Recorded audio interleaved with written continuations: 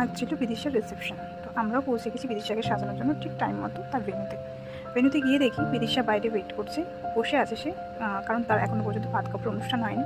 তো আমাদের কাছে হাতে অনেকটা সময় ছিল, তো আমরা তখন কিছুক্ষণ আমরা ওয়েটও করলাম, তার সঙ্গে সঙ্গে নিজেরাও কিছু ফটোশ্যুট করে নিলাম, কিছু রিলস করে নিলাম। এই করতে করতে ব্রাইডও চলে এলো। ব্রাইডে যে বসে পড়েছে, এই যে ব্রাইড বসে পড়েছে, অন্যান্য দিনের মতন আজকে আমি আর ব্রাইডকে জানতে চাইনি যে সে কেমন করে সাজতে চায়, কারণ আমি আজকে তাকে বলেছিলাম তাকে আজকে আমি আমার পছন্দ মতো একটি লুক দেবো।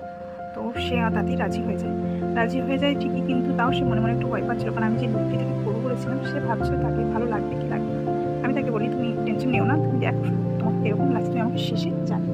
তো মোটামুটি এইভাবে আমি আস্তে আস্তে তার একটি সাবেক রিসেপশন লুক দিই। লুকটা মোটামুটি ক্রিয়েট হয়ে যায়। তোমরাও দেখো লুকটি তোমাদের কেমন লাগে, ভালো লাগলে অবশ্যই কমেন্ট করে জানিও। লুকটি তো ব্রাইড পেয়ে সে তো ভীষণই হ্যাপি, সে তো ভাবতেই পারেনি তাকে এতটা সুন্দর লাগে। সে এখনও পর্যন্ত রীতিমতো আমি জানি, আমার বিয়ের পর দিন থেকে এখনও পর্যন্ত সে আমাকে জানায় যে তাকে সে কতটা